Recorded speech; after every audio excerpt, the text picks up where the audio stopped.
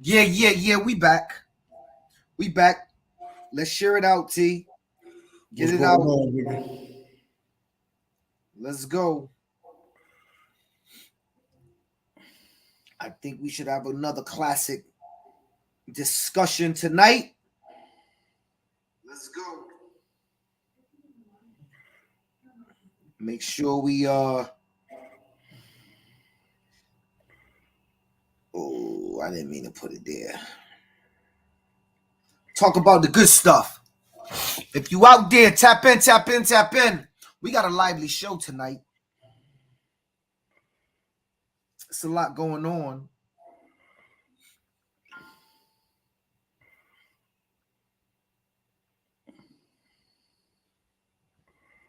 It's a lot going on. And I'm back. Eating the fruit.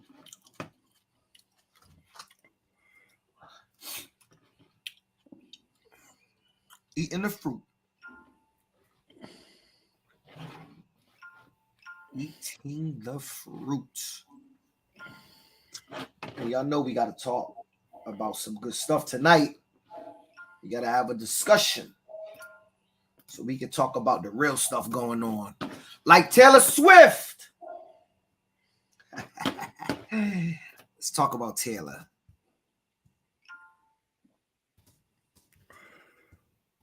Finish? Hold on, a couple more.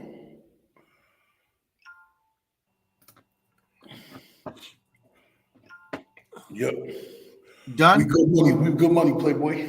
We good money. All right. Y'all know how we started. Let's go. Get hot. I met a boy today. That's me. So fine.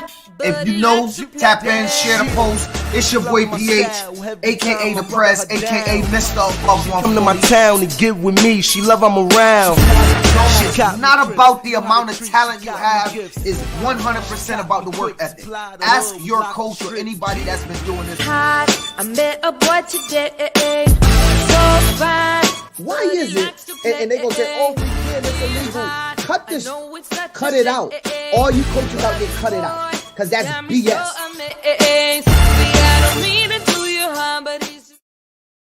What up? It's your boy PH, aka The Prez, aka Mr. Above 140.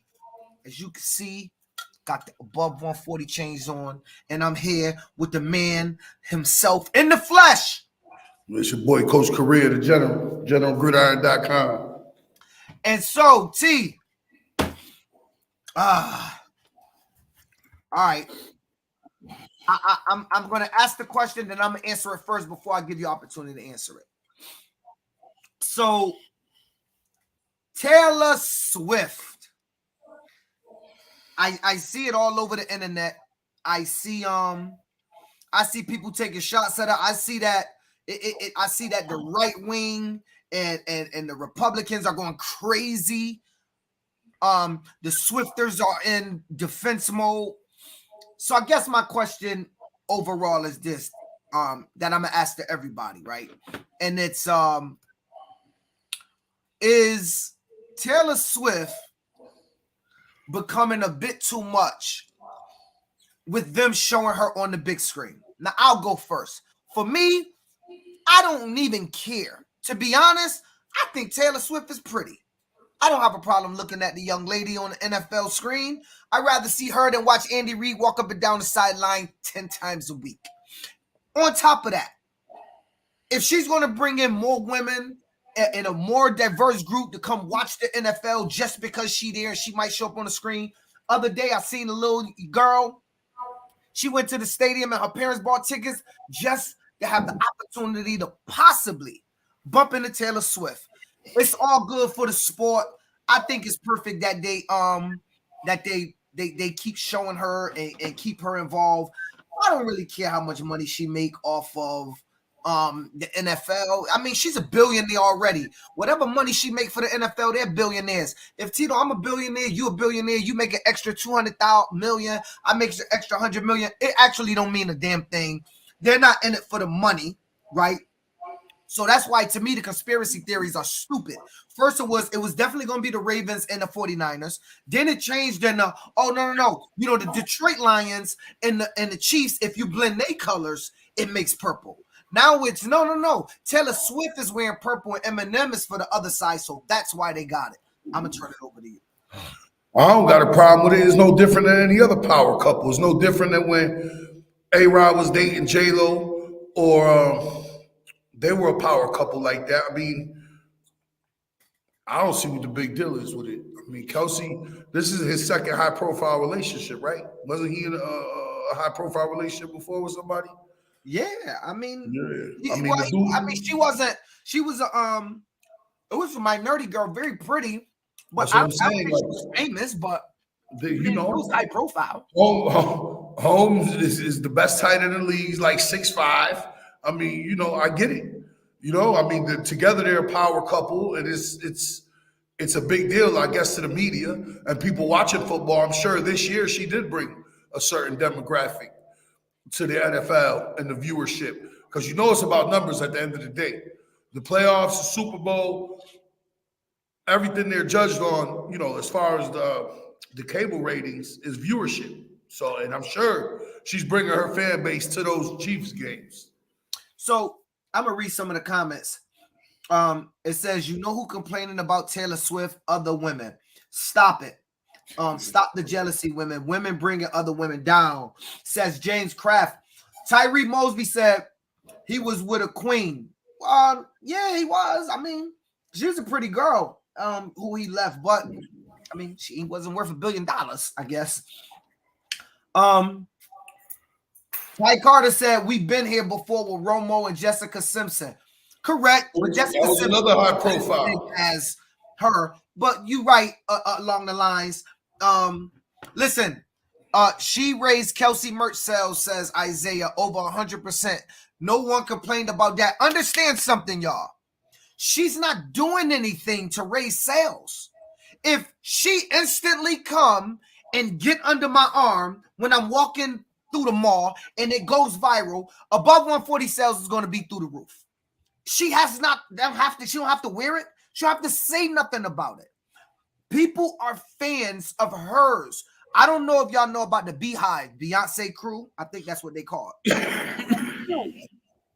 Understand these crazed, not crazy. I don't want to knock the Swifters out there, but the fans are crazy over their celebrities, especially the ladies. And the Beehive that Beyonce got, whatever Beyonce do, look, y'all need to look up the videos when Beyonce is at one point in her concert, Tito, she'll go, shh, and it's the mute challenge. And everybody in the arena got to shut up. It's a video out there where one girl starts talking and the whole crowd looks at her like they about to beat her up. Like, these people are crazy over their celebrity. And I don't think what is Taylor Swift doing? She don't trot on the field. She don't come down to the field unless they win. She stay up in the booth. I can almost guarantee you she don't have a contract saying show me this many times. Half the times they show her, she's not even looking. And so for me, I like seeing who's up there. Sometimes I see another celebrity I like to see. Sometimes I see somebody else. Either way, it's a young lady. She's bringing in more fans. She's a pretty face. I have no problem with it. If you got a problem with it out there, I really don't understand what the problem would be. I think they should show more Taylor Swift, personally. Not during the game. Want to show her during halftime? Want to show her during the timeout? I'll take it. I mean, I'd rather watch that than watch the new Buick commercial.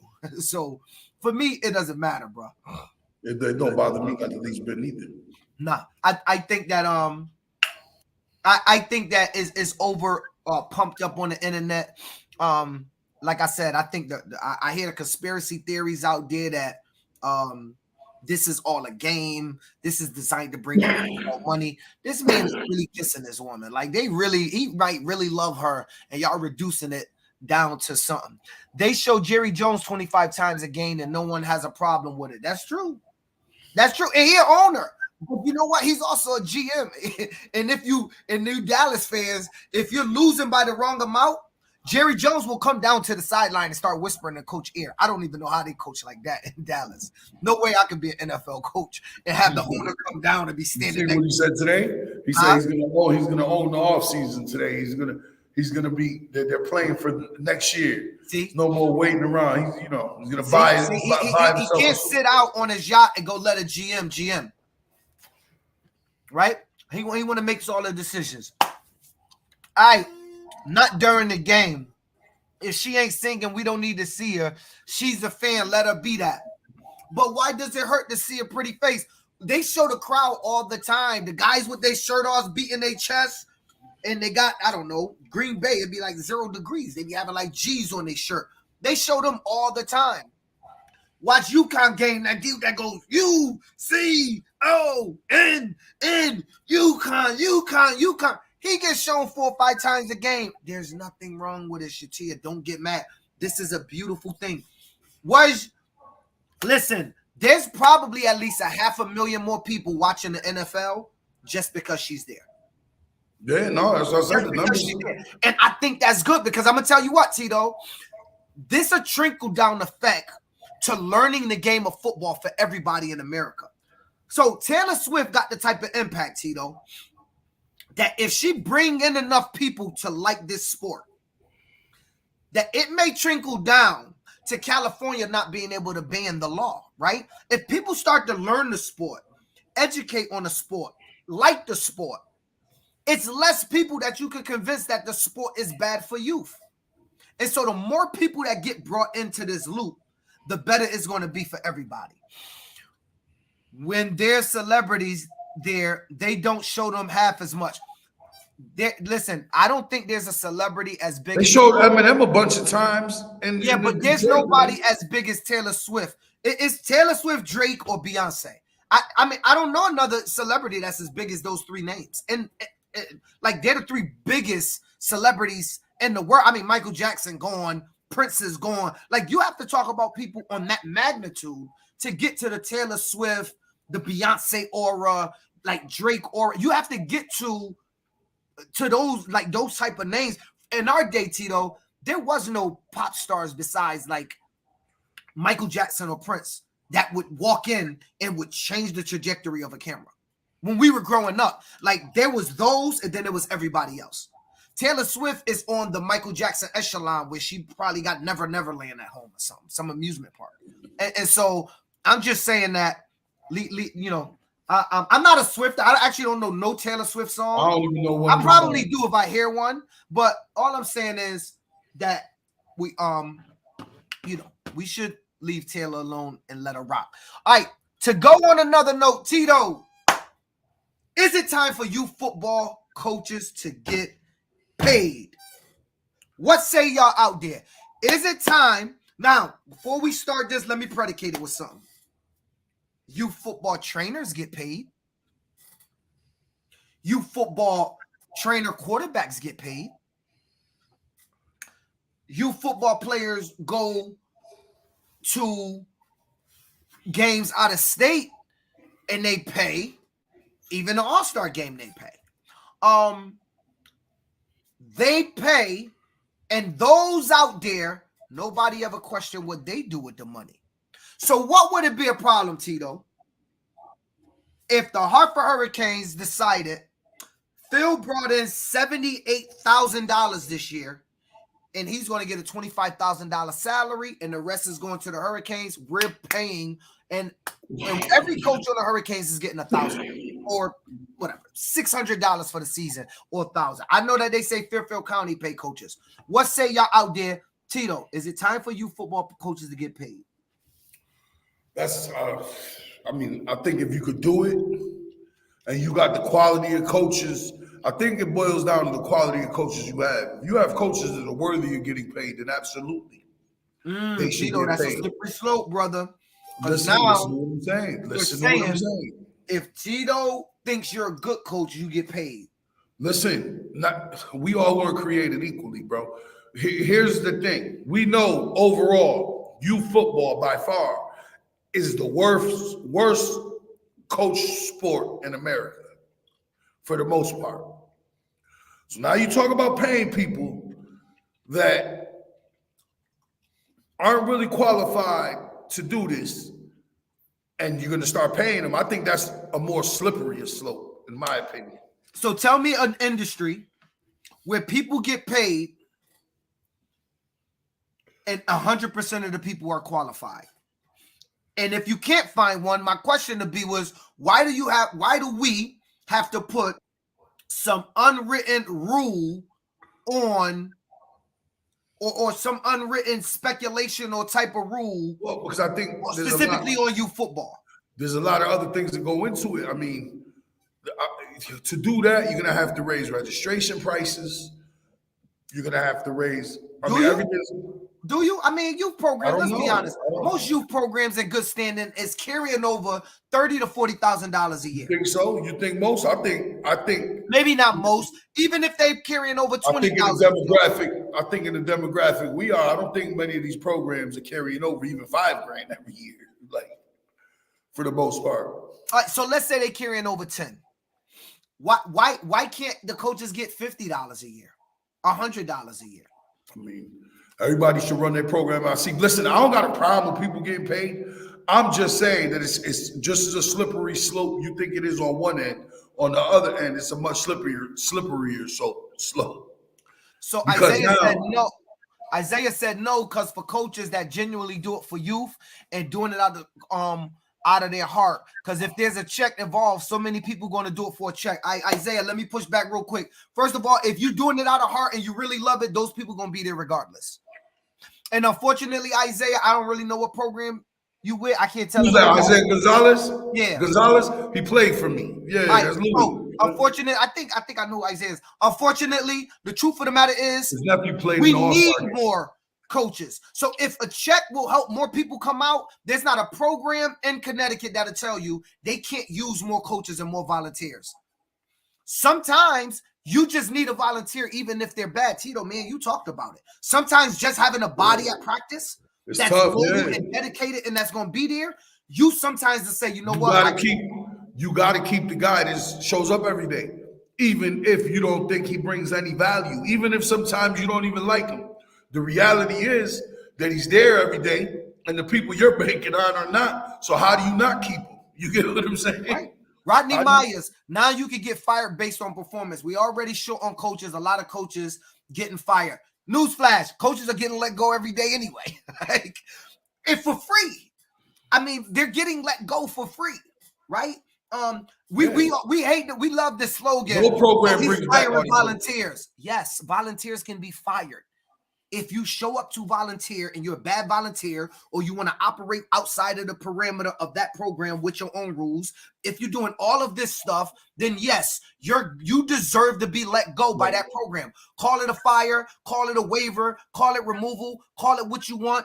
If you don't like the rules in that program, go to a program that's going to allow you to steal money on the side. Go raise money without their permission. Do what you want. Some programs not going to allow it. If you don't got to call it firing, call it what you want.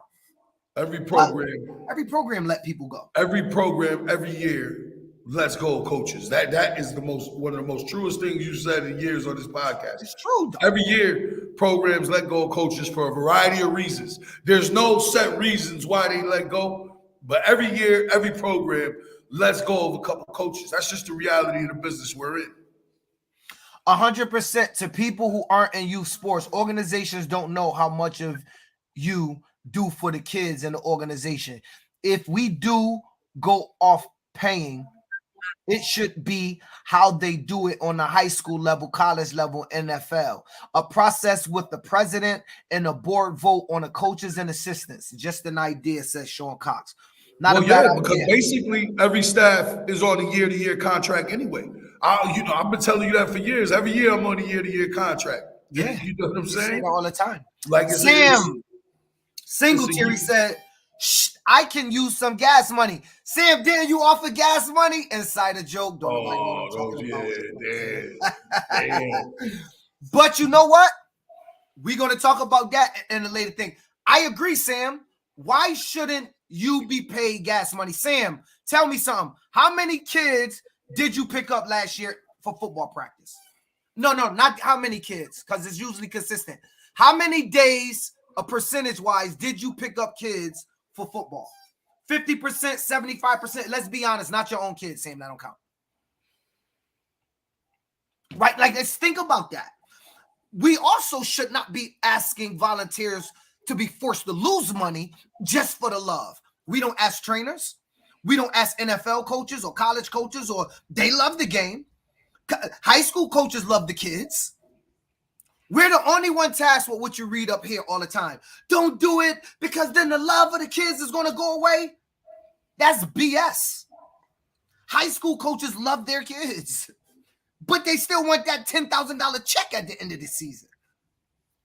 So I am a fan of saying, if it's possible, I don't know that it's possible with the budgets that we got, but if it was possible and we found a way to raise financial income to, I don't know, $100K a year with programs could bring in that type of money, then give the coaches $300, $250.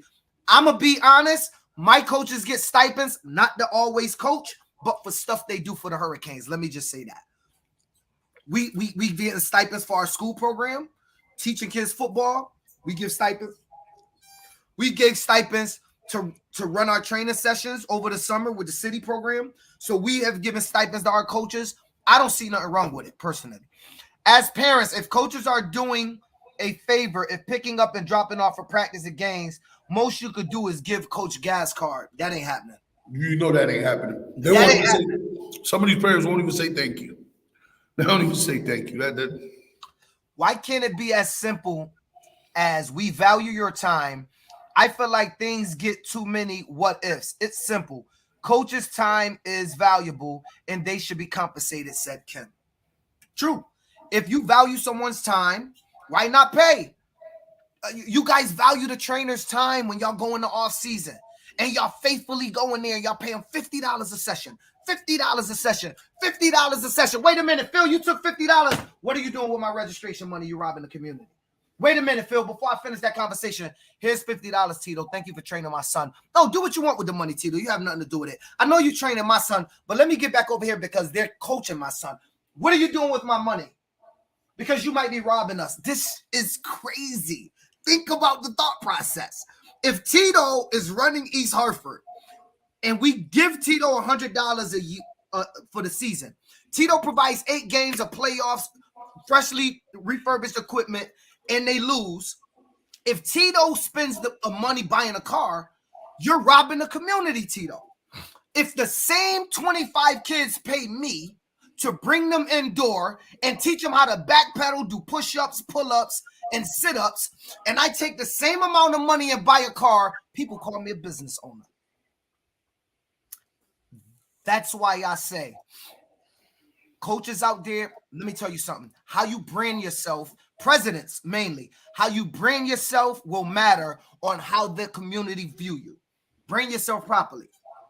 I had to learn. Every time I bought a new truck, like I don't work. Every time I bought a new truck, it was with Hurricanes money. Every single time. Right? Hey, Tito, since you know me, I had trucks for like the last 20 years, dog. Always XLT trucks. I like them. I like trucks. I ain't really into cars, but I like trucks. And every time I buy one, they say it. And it used to bother me until somebody told me something. And I say it up here all the time. You have to consider yourself a businessman and not a community. Don't let them box you into your community guy because now I expect stuff out of you for free. Tito, I had somebody say to me, we were headed to Florida and we charged the parents a certain amount of money, right?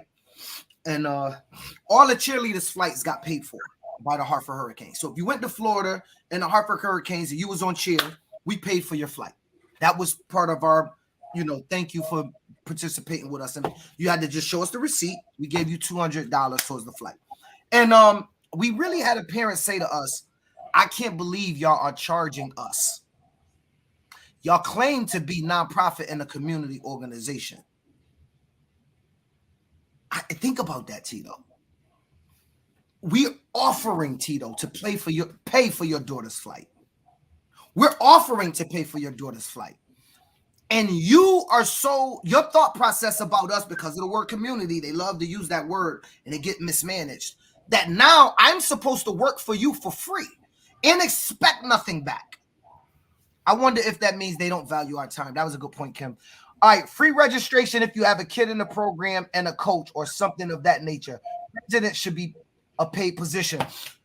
If you're going to give every coach a free registration, why not just give them the registration money and call it a stipend? I mean, think about it. If I'm gonna let Tito kid pay for $300, people seem to forget though what we do cost. There's a lot of expenditures. There's a lot of expenditures that people don't see. Everything you see out there when you're putting on a football production costs money, especially when you're doing it the right way. Concessions cost money. Referees cost money. EMTs cost money. Sometimes you need to get people to, like, if you're doing a gate and collecting money, you got to hit them off. Sometimes you can't get people to volunteer to cook the burgers and hot dogs. You got to give them something. Like there's a lot of things that people don't see that cost. So my thing with adding the stipend of the coaches, which in some cases they probably do deserve them, it's just, like I said, I don't see too many programs that have that type of rolling over year to year where they're going to be able to do that, especially with their bottom line. I don't see their bottom line rolling over year to year. Listen, maybe it should be a rotating cost. I think, especially on the year when you go to Florida and send multiple teams to Florida.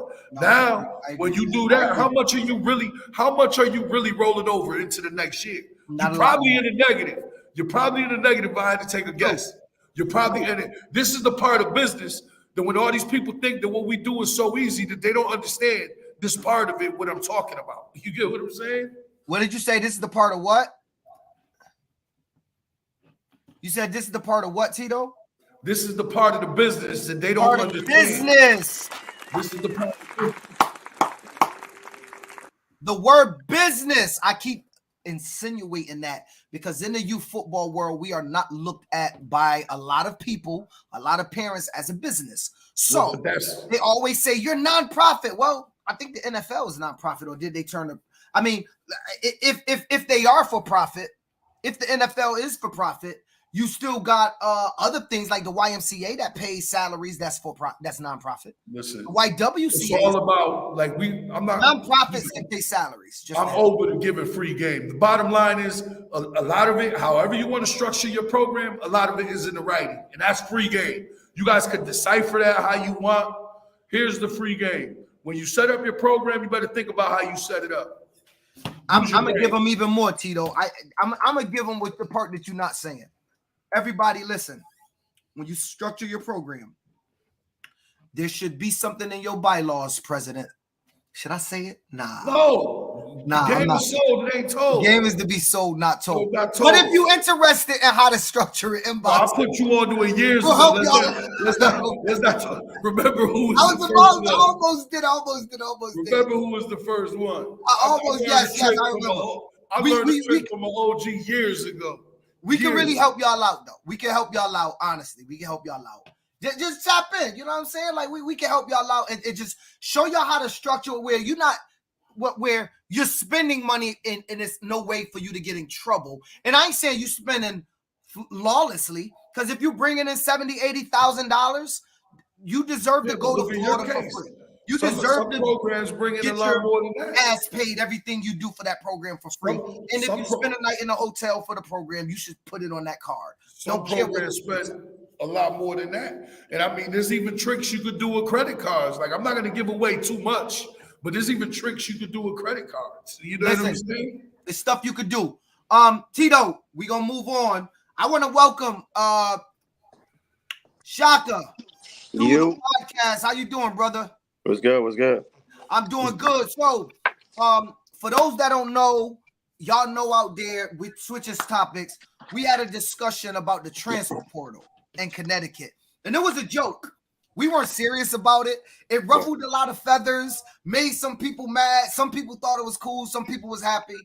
It didn't, Mike, you and Mike called me on the phone the other day, and we found out that this is actually happening down in Florida, that you guys are actually doing this, right? And I'm gonna put it up on the screen for those that don't know. So introduce yourself, where you from and all that, and then just give us an idea of what a transfer portal in Florida look like and what y'all doing. Yeah, I'm Coach Shaka. I coach Pine Hills Trojans, 14U. I'm going down to 10U this year. Yeah, so now it's not a joke down here. So what we got is like a couple of the coaches from Apopka, they left and went to Elite. You know what I'm saying? So, they're good coaches. You know what I mean? Like make no mistake about that shit. I can't curse on here, right? You can curse, brother. Do your thing. My bad. I'm from New York, from the Bronx, y'all. So do your thing, brother. My do your bad. thing. All right. So no, they good coaches. You know what I mean? So of course, when your kids are getting good instruction and stuff like that, like they really. I ain't going front. I'll say it now because they don't coach at Popular no more. But like they really good dudes. Like they not stunting. You know what I mean? So they proven. They prove themselves. They winners. You know what I mean? And they do a lot of stuff off the field. You know what I'm saying? For like parents and the children. So of course, you know what I'm saying, you're gonna follow those coaches. Right. Now the thing about it is that they're just really gutting, like they gutting the program because everybody gonna roll. So do you think they gutting programs because people know those coaches, know their body of work, right, is saying I'm about to transfer and I'm following them? Yeah, and for the most part, you know what I'm saying, I say like, really like, I wish you so like they really don't have nothing to prove in Pop. Right. They could stay and still do them. You know what I'm saying? But they looking, you know what? I want to elevate. And there's nothing wrong with that. Now, they're not killing a popular program. A popular is still going to be there. But you got a few of the coaches. They left. They started a Florida Elite program. So a lot of the, they getting kids. Now, so they pulling kids from Apopka, but they pulling kids from a lot of other teams. Like they pull some Pine Hills. About Avalon. I heard Avalon's gone. Avalon came through. Yo, they just seen so the we landscape. clear, Florida Elite is the big league in Florida. Like, because a lot of people up here don't know that. Oh, my bad. Florida my bad. Elite, yeah. Florida Elite is where the stiffer competition is. Right. You got the OG. You got we the just took in December. We played 2 Florida Elite teams. Okay, we just played 2 Florida Elite teams. That's the big. So people understand. That's the big youth league in Florida. Even more so than AYF and Pop Warner. Correct? Right. Yeah. Right. So, like I said, I'm not putting a bad mouth on that. But they snatched kids from, came out from our program. I mean, they snatched them from all the programs, really. With Avalon or whatever. So, I mean, Avalon used to be out. That everybody, we used to wipe our ass with Avalon. You know what I mean? So I didn't realize last season that there was another body of people had taken over that program. So they selling wolf tickets on, in the group and stuff like that. And we like, Avalon, like, dude, like we make y'all quit every year. Like, what they talking about? Bruh, they ran through Southeast. They ran through Southeast and the whole nation when they got there. Like, they was crazy. No, I told you, that's a crazy team. I told you, Avalon, 5 minutes from my mother's house. Yeah, it's its own world, bro. It's its own city within a city. Back. Like it's bugged out. It's down. What is that? But for those that's interested, Avalon is playing behind me. I decided. Where is it? Down Colonial or is down? It's down Colonial, right? Down Colonial, way down to the right. East Orlando, yep. And down Colonial. So it is, and it's wild, but like I met a few of the dudes, you know what I'm saying? Because I talk my shit, you know what I mean? And I'm like, and it got, with me, it get confrontational, you know what I mean? But then it's like, all right, so we got on a different level, and I'm like, yo, these brothers are all right, you know what I'm saying? And when they played us, now I coach 14U. I don't get to the games till about 12U's in about third quarter or whatever, right? So I pull up for this 8U game. So from the 8U all the way to the 12, I mean, we beat our 14U beat their 14U. We won 2 games. We won 2 games that whole day. 14U and our 6U. That was it. And so let me predicate the question with saying some information. Correct me if I'm wrong. Mm-hmm. So basically, a whole new group of coach. By the way, on your screen is one of the studs from one of the Avalon programs. He was a dog down there. That's the 12U. I think was this kid on 12U. What that Pop Warner trophy say? The running back number 1. This is number 19. They call him the train. He committed to the Alpha Dogs. They all trained. So let me ask you this though. So what you're saying is Avalon was used to getting beat up on. Yeah, that was the easy win. Was you guys basically you guys saw some new coaches come into the program of Avalon. Right. So and along with them came these whole wave. Right. Talented you following them. Right. They used to play for like AAU. So they used to play I think for the Predators. So that whole so they brought that whole squad with them. Right. And those brothers can coach. I'm talking about like on all levels, bro. Like that wasn't they was not playing. And so now you're saying they're on their way out. Yeah, hey, look, they came through. When I seen they 12U, me and another coach, we was like, they're gonna be national champions. They were like, ain't nobody beating them, bro. So it's funny. You told Mike that in the summertime. Yeah. And Mike called me, he go, Phil, because at that time I was coaching 12U here, and I had to end up coaching a 14U as well. And he was like, yo, just as up, my man said ain't nobody beating Avalon on the 12U. You can hang it up. And then he said the same thing on the 11U. And I'm sitting there like, yeah, whatever, man. They always say that. And then I started talking to my 11U coach. He was like, yeah, yo, Avalon is the truth. And you know me, I'm thinking everybody says that about the team they seen that was good until I seen the team. Listen. And I was watching a selection show like, Lord, please don't announce. Listen, that 12U, I thought it was the 14U. The 12U, they were crazy. The 12U got a kid that was 6'3", 285, and like not 285 fat. No, it was crazy. And the rest of them pretty much look like him. So Rich Photos, just to backtrack, said in other sports like soccer, the coaches are paid as well as youth leagues pay their staff and coaches. So maybe youth football should catch up. Right, but their tuitions are much greater.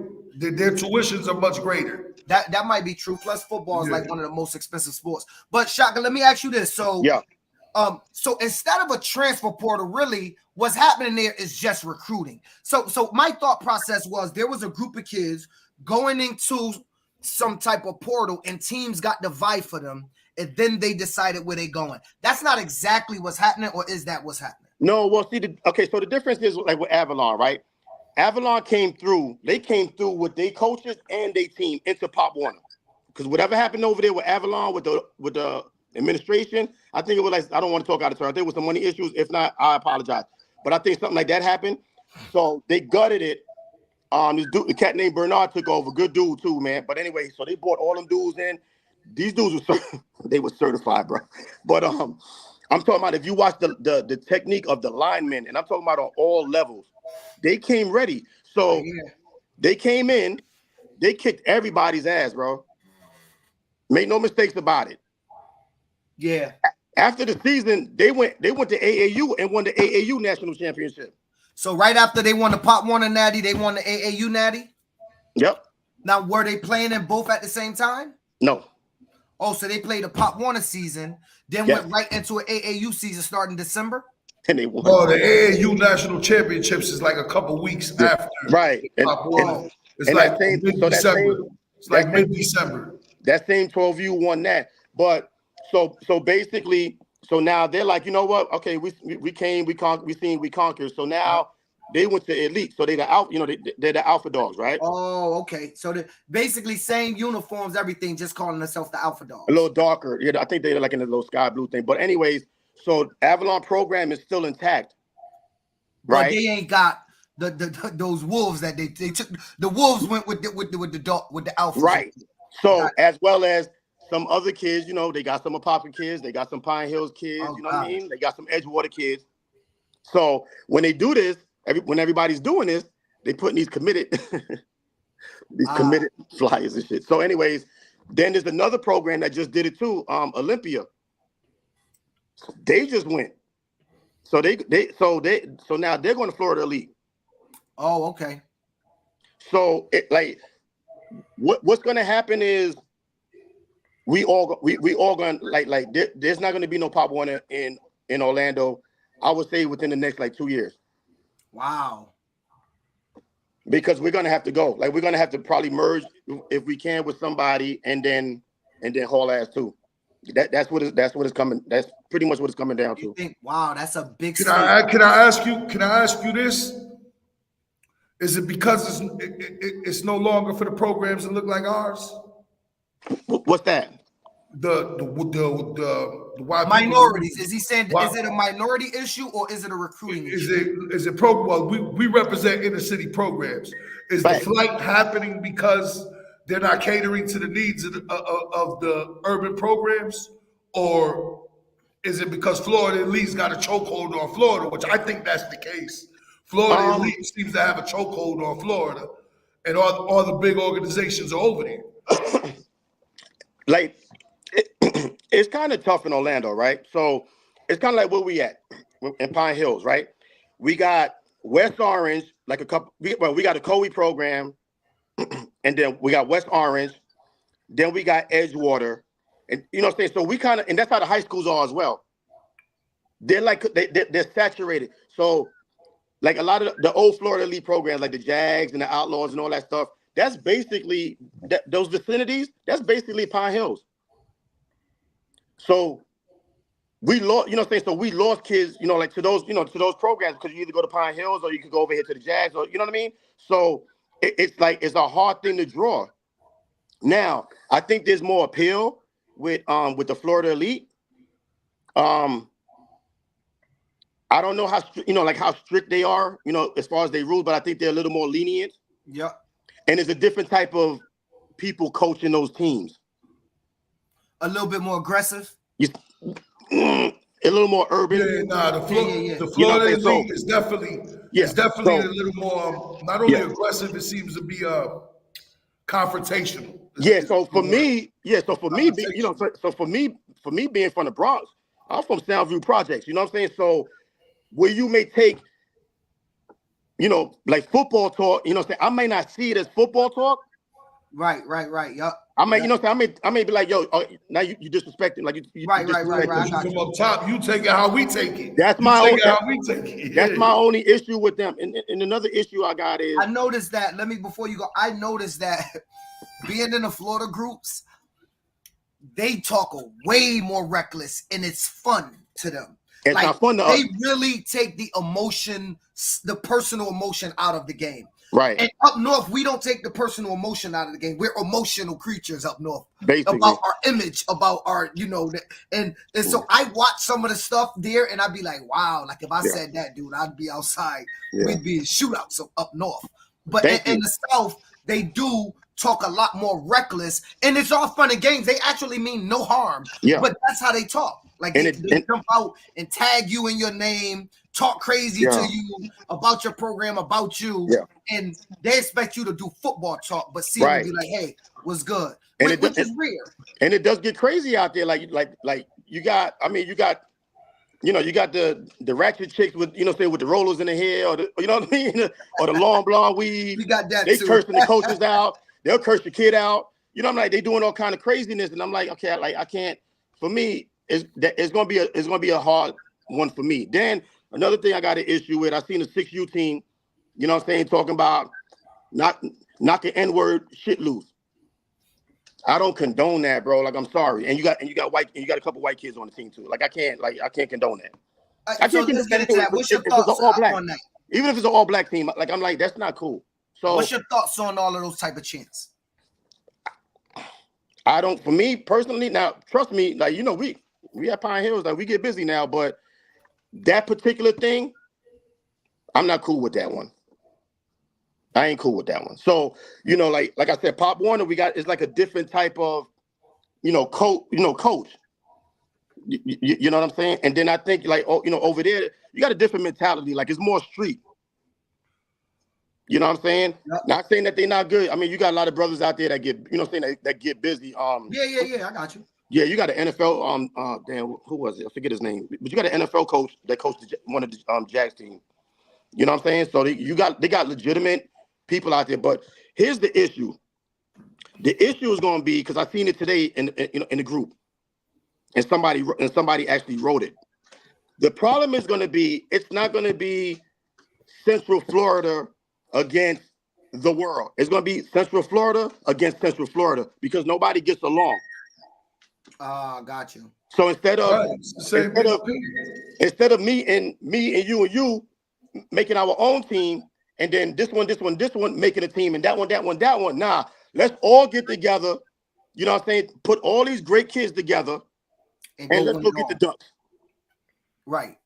So that's never going to happen because we do not, like, people don't get along. It's too much egos down here. And the thing that's crazy, half of these MFs, like, basically ain't never played. Like, really, they levels high school and that's it. Or it's daddy ball. You know what I'm saying? Like I'm really don't know how to coach. And that's why I went down to 10U because I'm like, I'm at the 10U games. I'm coaching the coaches. You know what I mean? So you can't just like let anybody, you know, and I think that's how like our program kind of like fell off a little bit last year because new people came in and it just didn't like work right. And we got to fix that. So you got to be mindful of who you bringing in, or, you know, with these children. It's funny, T, me and you was talking about that earlier, right? Help is so hard to find, and sometimes you got to take the help, but it is becoming more and more relevant. Or more and more evident, I think the word I'm looking for, that programs are becoming more and more irrelevant. Yeah. Whereas coaches are becoming more and more relevant. Right. And what you're going to start seeing, right? People follow the coaches. Coaches going to start trying to pull their weight around, right? Making demands to programs, because they're going to say, if I leave, they leave. Right. So this is what I want to see. And that was a weird dichotomy. That's weird for me and Tito because we come from an era where the program, you know, like the movie, nobody's bigger than the program. Facts. Right. But it's starting to seem like that ain't the case. No, you got to play.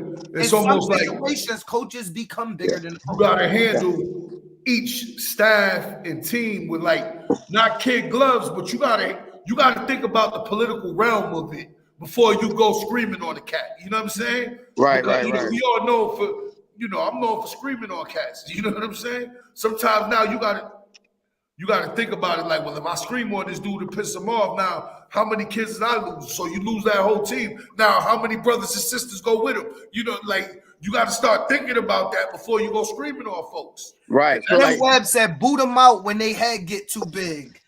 That's a possibility. I tell you, the other part of it for you coaches out there that's starting to listen to us going, I think I'm gonna do it. You better be very careful, Tito. We know coaches that thought they were those type of coaches, right? Thought they could pull their weight around, left programs, and they completely crashed and burned, right? And the program maintained. So and then there's another thing too, like with Florida Elite, like all those teams, like the Jags, the Outlaws, like those are the dogs of the dogs, right? So now you got people like that's moving around now. So because what I'm saying, your let me see, your sister's son might be a dog, so they want what I'm saying. So they want to recruit him, right? But now you're gonna send your son along with him, so they can play together. But guess what? Your sister's son is a dog. Your son is not, and that playing time is not. There ain't no NPRs over there. Oh, that's one thing we got to talk about. So now talk to me about cutting. When you get in the Florida Elite, 30 kids show up, 5 of them just first year players, they scared. You could just wipe them out and get on with your 25? Yeah, they gonna they could give water at the water breaks and stuff like that. But yeah, there's no NPR. You get a uniform. You get a uniform. So you going from Pop thinking it's sweet, like dude, your kid was an NPR and Pop Warner. Yeah, you go. Now you're going up there with the real dogs. So there was a question on the national. I'm glad we got you here. We got like 3 more minutes. There was a question on the national forum, and the question was, can Pop Warner teams compete with these other leagues? You down there, can the best Pop Warner team? I guess they can because Avalon won Pop Warner and they won AAU and the rest. But can the top Pop Warner teams actually compete with the Florida Elite teams? Avalon They just played a game. They played a Florida Elite team, and I think the score was like 30-zip at the time. At the time the coach made the post. I don't know if that was the actual final score. I predict that Avalon team, that 13U, like I feel like they're gonna go see the Ducks. Now, as far as like what you just talked about, so the year when 21 when Pine Hills won national. Yeah, we was there. We was there, Phil, watching the game. Right. You So guys the played Jags, Dorchester out of Mass. yeah. So the Jags was like, you know what I'm saying? Yo, y'all ain't the best in Orlando. So we played them. How y'all do? So we beat them. Now, so the following year, Yup. preseason, Pine Hills played all kind of tournaments. And we played against we was in not Tampa. Like damn, we was in somewhere in Polk County or something like that. But that next year, I think we beat about like four or five Florida League teams. And I mean like we beat them bad, bro. Right, in those tournaments, tell these folks you'll play 4 games in a weekend, right? You'll play like they be 4 saying games. like so they be saying like Pop Warner's soft and Pop Warner's weak. Apopka 12U, not the 12, they 14. They 14, yeah. They won nationals like that next year. I was there. They was in some preseason tournaments, and I think because of the weather, they played the Jags, and because of the weather, the game stopped.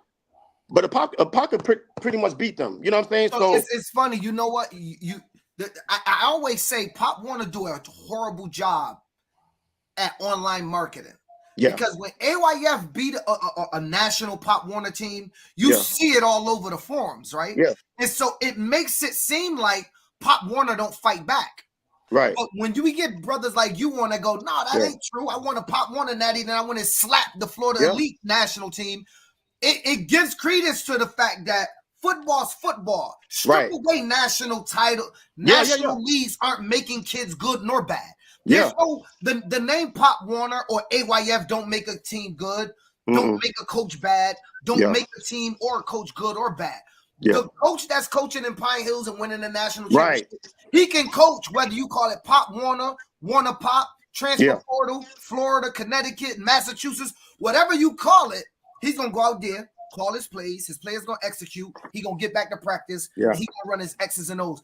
And I try to get that out there because I never understood the thought that Pop Warner can't compete. And I always said, why would the league make a team not compete? Like, what do the league have to do? The league isn't at your practice or mine.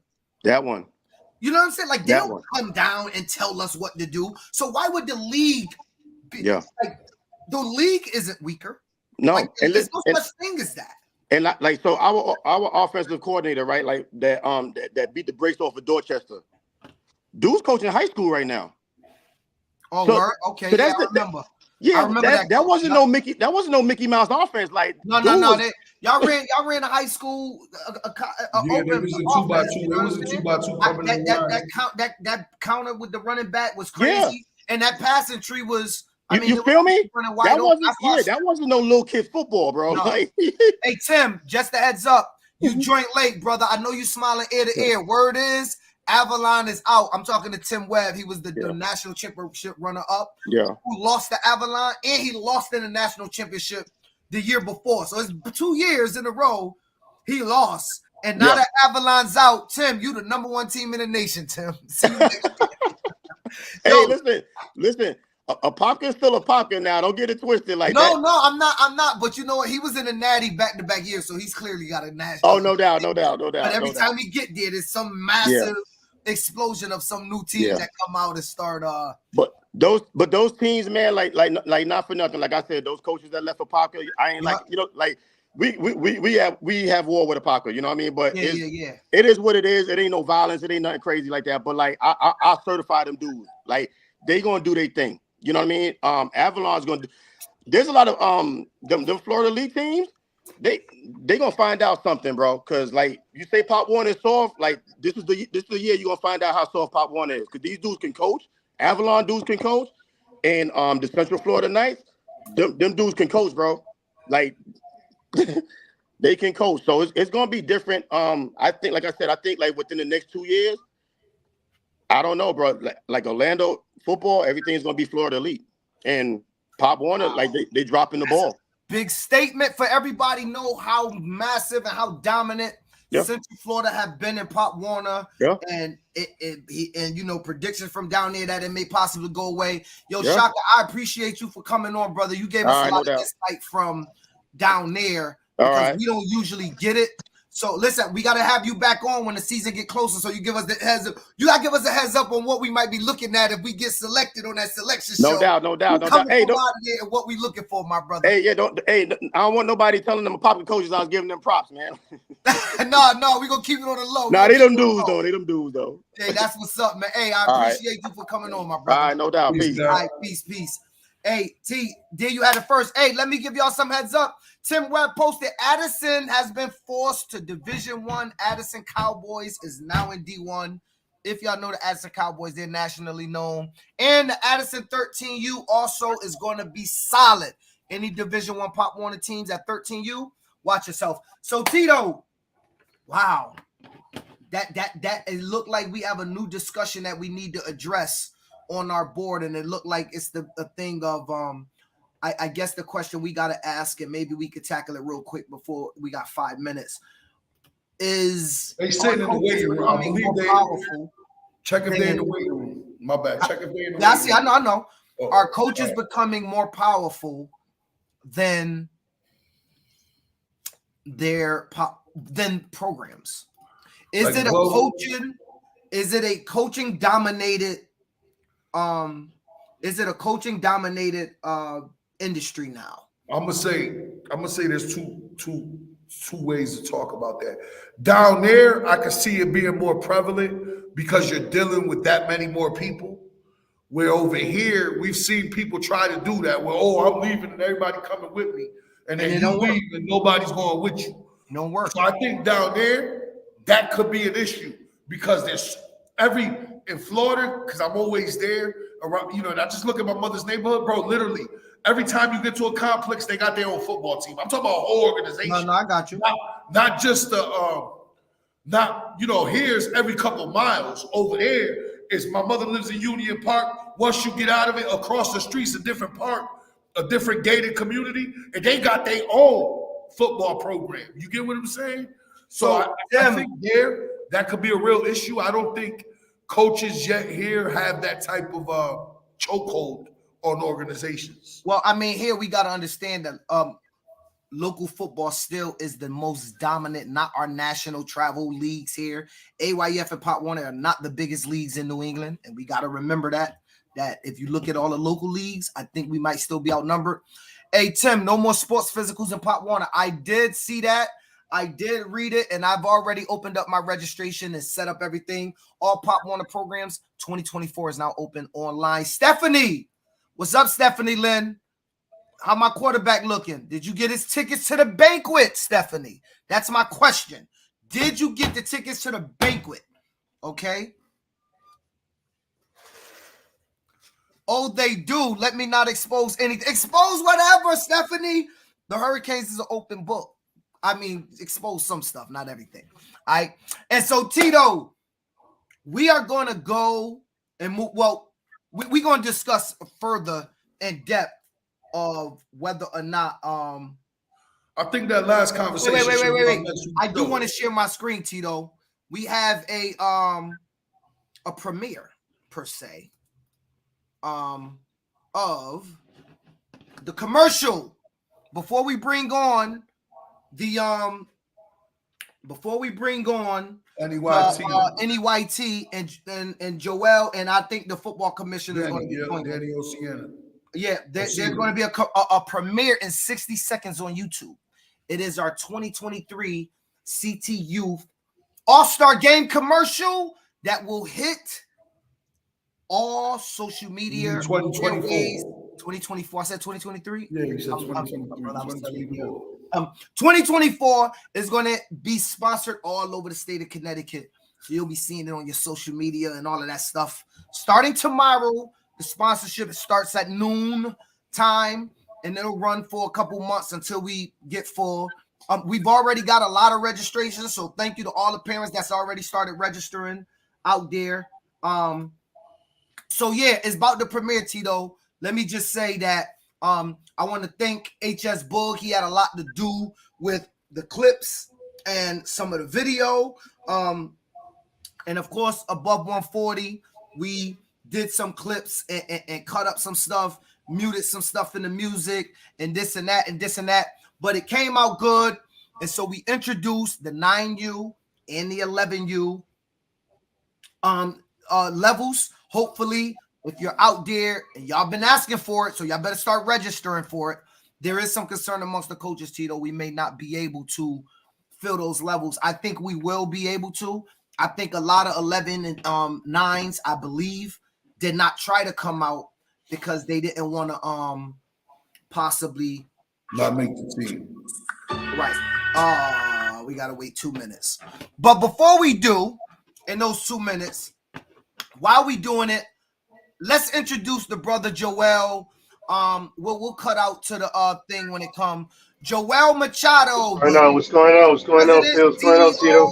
What are you up to, NEYT? What's I'm the president, man. The president of NEYT. Welcome aboard, brother. Thank you. Hey, I gotta say, man, 2 things, man. Shout out to the brother from Florida, man. That was some good insight on what's going on down there. Yeah, it was excellent explained, you know. Yeah. Some people want to play combo. Some people want to play more elite levels. Yep. That's just how it is, you know. And congratulations funny, right? on brothers search more competition, right? Correct. Like they know they could stay in Pop Warner and win it all. Like it's clear as day they could stay here and win another championship at both levels. And they like, no, that thing is too easy. We may go lose over here, but let's try it. Just a unique perspective is so different than what I think. You never lose. You can always learn. You know, it's a culture difference than what I think we have up here. Absolutely, and I love it. You know, hey, congratulations on your event for 2024, man. I really appreciate you guys putting that together in Connecticut. And every year I'm gonna come on here and I'm gonna tell you how important it is that we continue to do events like that. For all over New England, because that's the only thing that's going to further the sport more, man. So congratulations on that, Phil. We about to premiere in 8 seconds. All right. I hope y'all can hear it, because if y'all can't, I'm gonna be very upset. Let's see. I don't hear anything. Me neither. Oh, there we go. 60 on me. 1, 2, 3. Some of the video we saw before. I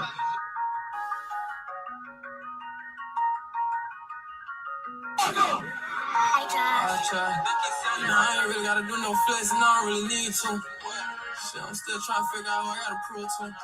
Cause definitely ain't none of them niggas gon' choose.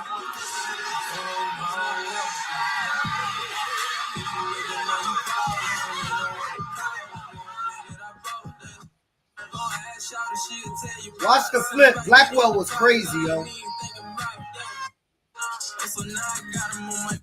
Let's go, free.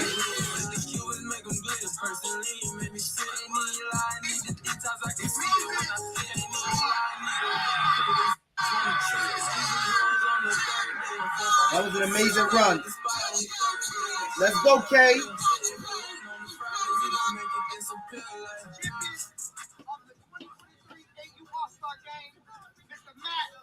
Matt Correa from the real MB. Congratulations, Matt. That was dope, man. Get back. That was dope. Thanks, brother. So, Joel, talk to me, man. I got a couple questions to ask you, but introduce yourself and then we'll start. Hey, Joe Machado, president of New England Youth Tackle Football, the only spring league in New England right now. And we're happy to be here, man. We're happy to be here. And so, Joel, with that being said, talk to me. How many teams do you have competing in 2024? This year, we're looking at 30 organizations. We actually have to split the league into 2 this year because we just got so many organizations that there's no way we can make everybody happy. So what we did is that we split the league into 2, and we took our top best teams and we put them on the Premier. Right, so this is Premier is your most competitive teams. These are the teams that are, they do tryouts or either that or they're well coached and they're just expected to to compete with just about everyone. So we got them on a separate schedule, and then we allowed on the other team a more flexible league that's going to allow people to, if the team can't compete, we can move them down on the schedule and do different things to make sure that kids still get a good experience, And so I'm gonna come back to that schedule because I do have a question. So talk to me about how long your season runs. So just like every year, we're going to play 5 games. After 5 games for the season, on the regular league, we're going to cut down about most of the teams. Only the top 8 teams are going to move to a playoff format. Everybody else have a nice spring, nice summer. And then on the Premier League, it's going to be very similar, but it's going to be they're going to play about 3 more games. But once you play that 6th game, either you win or you go home. Okay, so everybody's guaranteed 5. In the Correct. Premier League, you'll play a 6, but if you lose, that's your last game. That's your last game, correct. All right, You got to so, continue to win. in the fall, you guys aren't with any team, correct? You just do spring. And then y'all We only do spring. We don't mess with the with what's going on with Pub One. I'm a Pub One guy myself, and we just don't we don't mess with that. Any plans on introducing a fall league to try to? I mean, Yeah, you well- hear the rumblings and the ruffles, Yeah. all the mess going on. Any Yeah. thoughts on introducing anything? So there's 2 variables that we're looking at, right? One variable is that a lot of Pub One teams and AYF organizations have dropped 14U, right?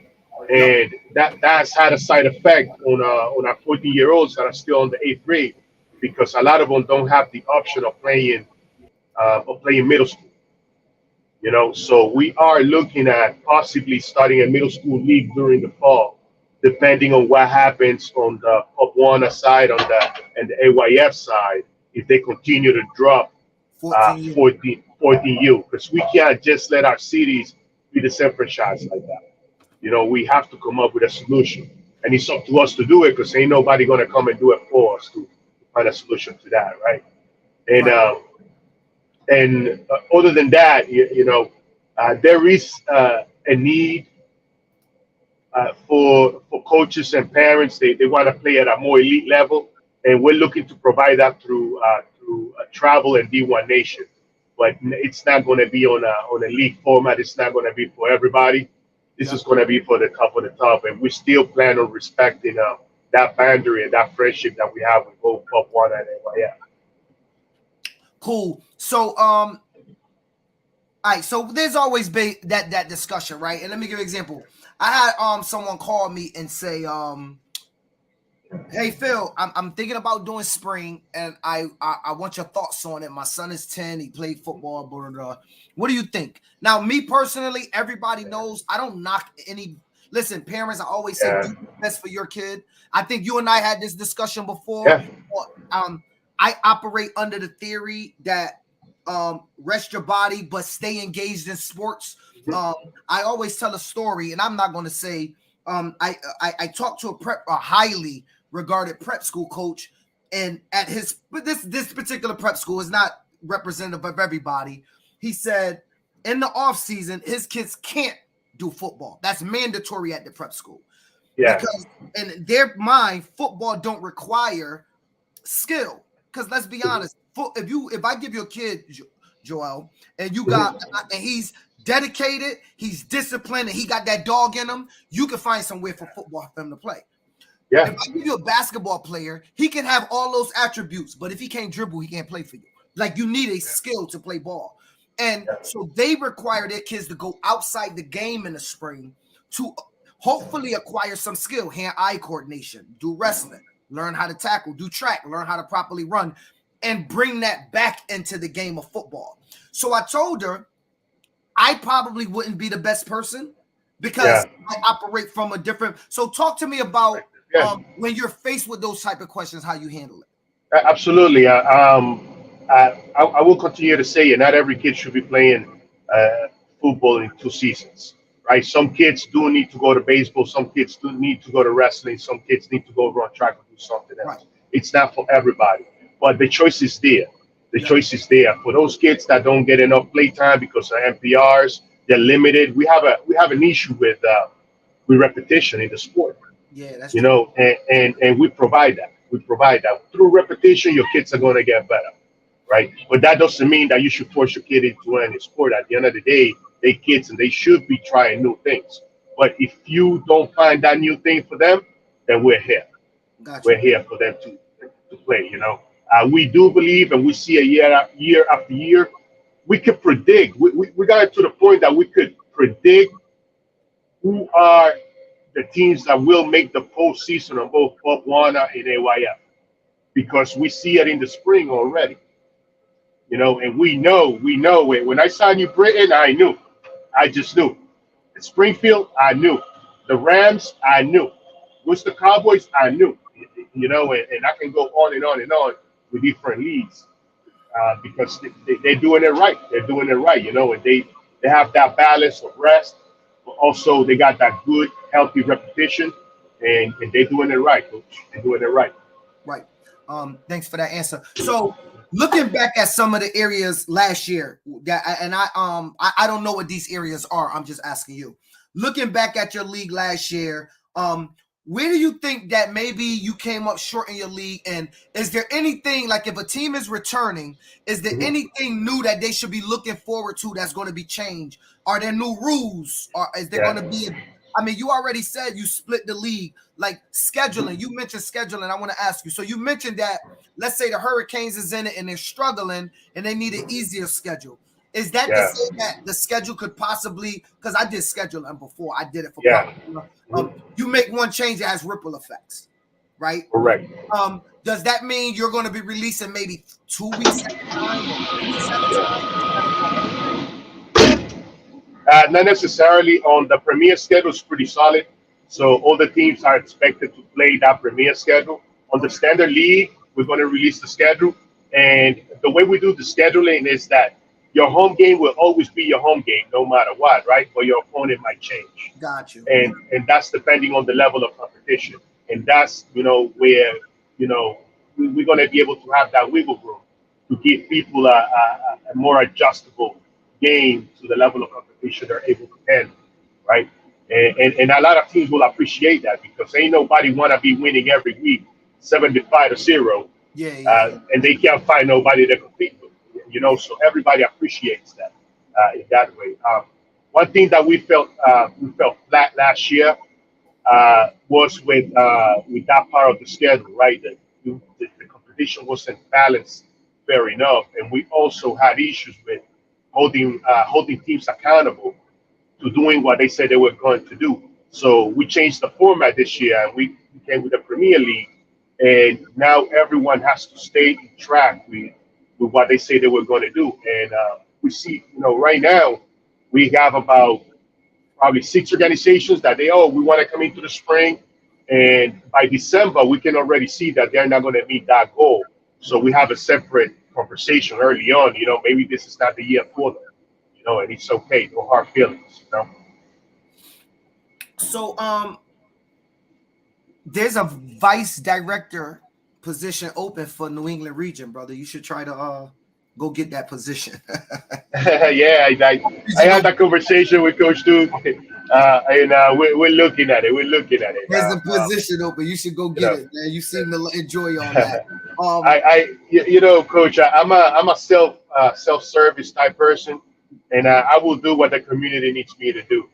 And as long as I'm serving our communities, and I'm gonna do it with my heart in my hands, and that's what matters to me. So if he needs to be, then we'll go for it, Coach. I got you, brother. Well, listen, man, I just want to say that I'm going to come to some game. And I literally get away from football when the fall's over. Like, I need breaks. I'm not one of those. You need that mental break. I tell Tito all the time, you love this 10 times more than I do. I admit that. Those guys that's doing this all year round, I give kudos to you. A lot of props to them. In the off season, I'm doing the other work. I feel that I'm my destiny. I'm raising the money. I'm buying new helmets. I'm getting refurbished. I'm finding sponsors, putting on an all-star game. You're getting your program ready. Right, and I need the mental break along with having 4 daughters, a granddaughter, and a wife. I cannot do this all year. So I give props to those that can. And if you're coaching in the fall and running a league in the spring, dude, all the way to maybe mid-June.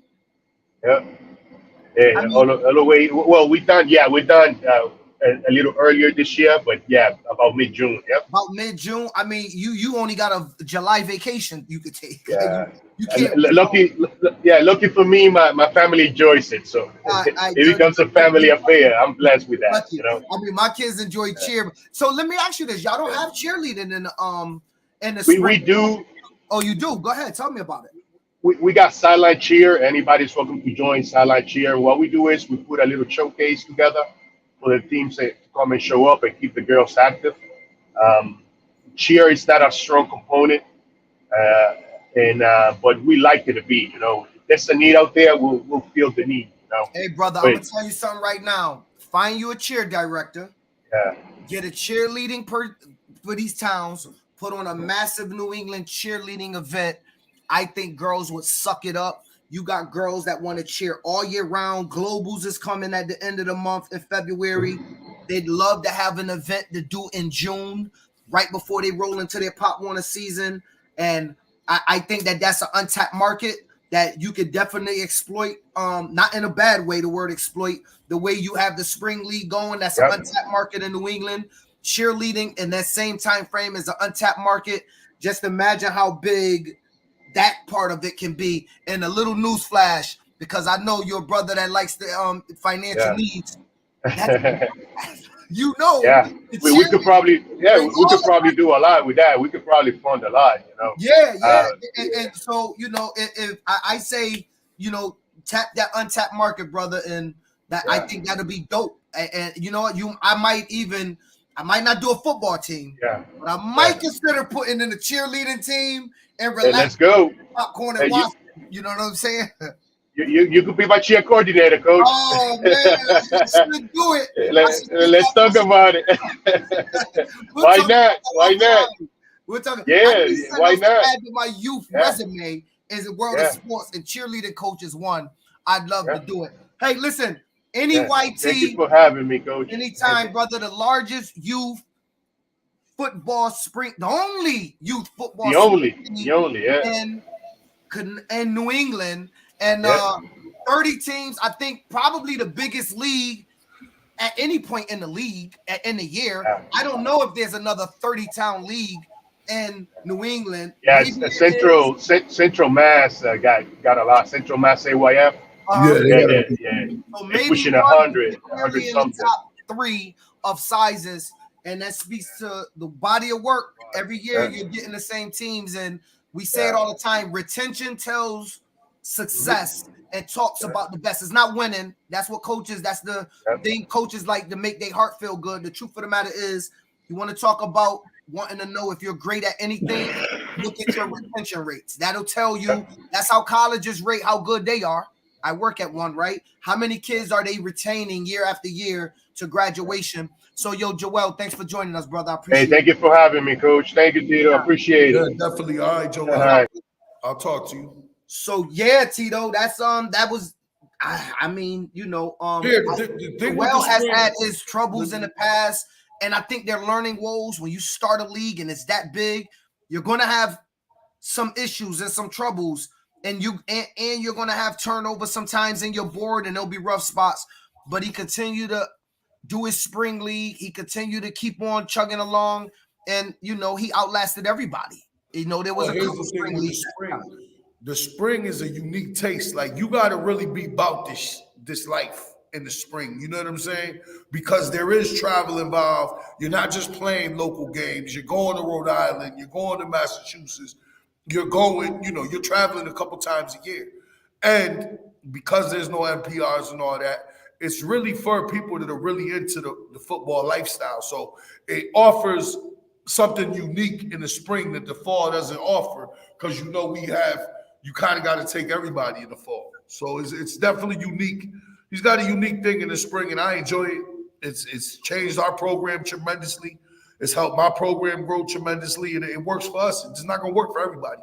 but it definitely works for us as the only year-round true football organization in the state. It's helped us tremendously. They definitely don't work in Hartford. That's why we ain't doing it. Kim said, I'm curious to hear a coach from down south on the matter. Last football coach she spoke to that was from Georgia said, athletes only have time for one sport down there. Speaking of football, she wondered if that holds true. I can tell you, Kim, that a lot of athletes down south run track. A lot of athletes run track. Youth football down south, they do around all year. I mean, they can't because of the weather. But once you hit, this is what I call it, Tito. People may not call it. Once you hit monetized age, they usually don't do all year. They're usually doing something else. And what I mean by that is 7-on-7 is something else to me. That's not the category of tackle football when I say take a break from it. Because 7-on-7 will teach you something that regular football can't. Right? And to me, 7-on-7 teaches you, it gives you opportunities that in a regular game you won't get. You say it all the time to me when we talking privately. Who gets to drop back, have 7 minutes or 7 seconds to throw a ball and somebody checking somebody for 7 seconds? Nobody. But you know what it does? It gives a wide receiver an opportunity to learn how to run a full route. Because in the game, Tito done taught his dogs on the D-line how to really play off defense.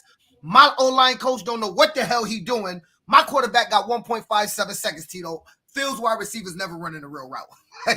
I don't get it. So 7-on-7 to me gives an opportunity. Well, 7-on-7 is good for your quarterbacks, your receivers, your D-backs. For the trenches, no. Spring football at our level, the big guys get a chance to get more work because really where we lack in the Northeast compared to when you're dealing with the folks from the football, the so-called football hotbeds of America, the difference is in the trenches. It's not nowhere else. I mean, it's other places too. Other places too. When we get into the speed and all that, yes. But for the most part, the real difference is the type of athletes they have in the trenches. I do agree with you. Their trenches, to me, the trenches are faster too. Like they're bigger athletes. In England, we see a lot of big boys. Right. And they're not always in shape big boys, fat boys, right? Down there, their athletes are at nose. Some of their linemen down there could be skills up here. Like, that's how graceful they are. Like, that's how athletic. That's New Haven. I was down in 2016. New Haven had 2 football teams. Kel made it at 13U. Barrows made it at 4 unlimited. I watched them play a Florida team, Tito, and it's the God's honest truth. It was 3rd down. The nose guard bust through, made the tackle in the backfield. 4th down came. The nose guard got up, went to punt return. The sole guy back at punt return, caught the punt, ran for a touchdown. You told me this story. Then they kicked it to the same kid again, ran for a touchdown. The nose guard was the punt returner. And no, I ain't lying, Tito. I don't think I've ever seen a kid up north be the nose guard and the punt returner. Yeah, they get different dudes. That is a different type of athlete. Once again, different type of coaching, I think, because you got to remember, he wouldn't have been nose. You got to remember in Florida, those areas of the football hotbeds, they're so much more populated than us that they're getting different types of athletes just on pure volume, just on pure mathematics of volume. That they're getting, they're getting athletes that we're just not accustomed to up here. True. And sometimes we don't have long to adjust to it. So Tito play, you got seconds to adjust, right? To the kid from that's nose guard, that's also punt returner. Like we don't have a lot of time to adjust to that type of. That's also hold on. Like we don't have a lot of time. Jesus Christ, we don't have a lot of time, Tito, to adjust to that because we're not used to that. Like we're not used to having to deal with a nose guard. Now, how do your center block somebody as fat that can outrun your whole team? And that's bigger. Like that's a crazy thought process. So my son plays nose guard and then fullback. That's a thing, right? Like if you looked at I think Pudge, that's Pudge DeRoche. That's a thing to me, Pudge. Usually a fullback can play a D-line position in youth football. That's usually a swap, right? Linebacker, D-line, usually a thing, but not really a kickoff returner or a punt returner. That to me, that's very unique. No, bro, we played a team from Highlands County, Florida that plays in Florida Elite. They had the running back number 5, bro. This kid was literally 6 feet, 210, 215, and could run like a deer, bro. Like, he was no easy dude to try to deal with. You know, he's all over YouTube. You can go check him out. We played against him. This dude is something different, bro. Different. He would be a lineman on most people's team. Look at this kid running the ball for the Highlands County Chargers, and you guys tell me what you think. I mean, it's just different down there. Plus, that year that they don't go to school till a year later, that affects how the ages are constructed out there, like the type of players and athletes they get at basically a year later grade, because they don't start school till a year later. You can't rush kids out the door at 5 in Florida like we do up here. Yeah, I agree. Well, it's 10:30. It was great discussions tonight. I think we had insightful discussions. We brought on 2 guests. Shaka gave some very good insight on what that looked like down there and just a different model of football than what we're seeing up here. And that's fine. Yo, I thought we was going to get a real Florida boy. We got he from up top, he from over here. Yeah, it's all good though. But I'm going to tell you what we did get though. I'm okay with saying that our cultures are different. That's why I don't advocate trying to adopt their culture in the South.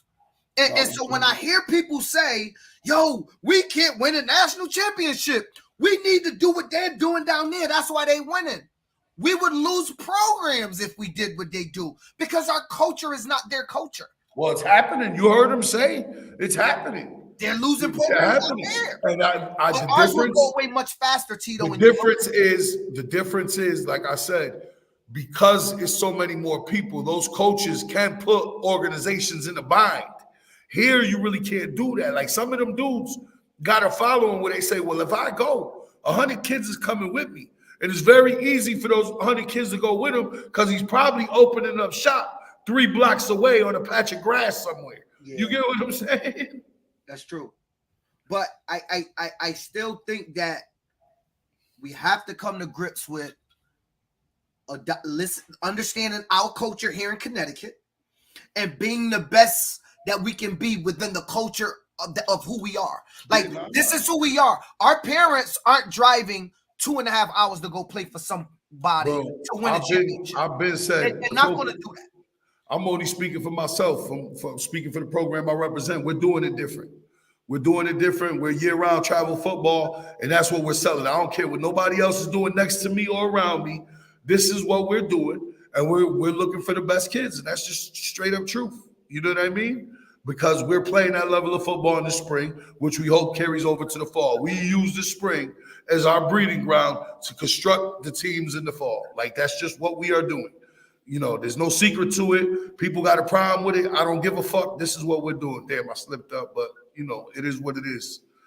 But, that's that what. Brand, and you got the community brand. And we have to understand that there's room for both, right? Like, I just opened up our registration online. I have zero control on who goes register. Yeah. Little John, it could be 13 little Johnnies. Shout out to my boy Fred. Fred on his 9U team did something I think I might be the only program that's considered elite in New England would have done. Fred took a bunch of 9U kids, Tito. About 90% of them was first-year players. And he rocked with them all year. He didn't leave. He stayed with them. Most of these programs won't do that. Most of you coaches out there won't do that. Yeah, but Fred, big up to Fred. He called Matt Correa and played the best 9U team. What I'm saying, though, Fred's one of them few genuine dudes that he rocked with Hartford. Fred is for Hartford, for the kids of Hartford. Fred's one of them dudes that he's a solid coach to have in your program because he ride it. He don't complain when he lose. He shows up and plays. He don't be ducking games like some people I know that when they ain't got a good team, they don't want to play nobody. Fred, and he's always gonna hold that Hartford pride, and we need more of that. We need more Coach Freds. We need more Coach Freds. We do, but and I think we will when we start to understand, Tito, and I think we have to preach it more. We got about a minute. We have to start preaching it more. I think once we start understanding success is retention. Success is retention, not winning only. Winning is successful. It's Success retention. is retention. Retention could be looked at a couple ways, though. It could be looked at how many of the same kids you're bringing in, or how many of the same teams you bringing in year after year. Are you keeping that core and building off of it? It could be looked at a couple me, when I say it, I mean how many of your kids are returning. Right. Not how many of the same teams you got.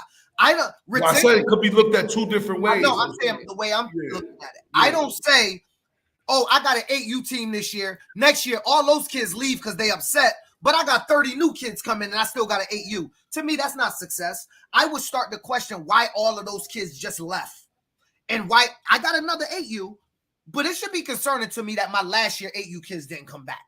Like, to me, that's where... Right, but there's one of those situations. You remember what we talked about earlier today about letting coaches go? There's one of those situations where if you got a 30-man AU team and 23 of them decide to go somewhere else, you got to let home, you destroyed the future of my program. Let me ask you something, and I always ask this. If 20 or more kids leave with any coach over your program, don't you think your program have to look at themselves and say, what are we doing in which that can happen? We're not Florida, because that person ain't setting up shop next door. That person is going to another town. Yeah. And that means 20 parents prefer to spend more money, spend more gas, acquire more bills just to play for him over anybody else in your program.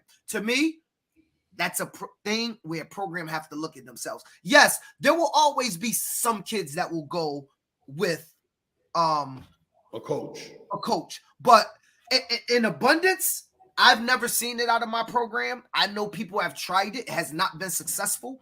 And I'm going to be honest, I would hope that we're running a type of program that even if a coach leave, you could be heartbroken, but you'd be willing to stay.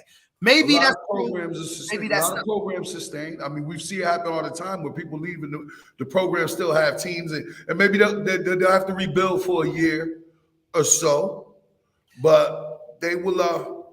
For the most part, up here in the Northeast, the programs will survive if you're running a tight program. Stephanie, Hartford Hurricanes 12. You put some respect on it. Peace out. Good night, Stephanie, and good night to everybody. And it's your boy. Well, you know, I'll let you say bye first. I got to do my the word of the day. 10U, our spring workouts, open workouts this week. 10U is from 2 to 3:30 at PAL on Saturday afternoon here at the Mecca.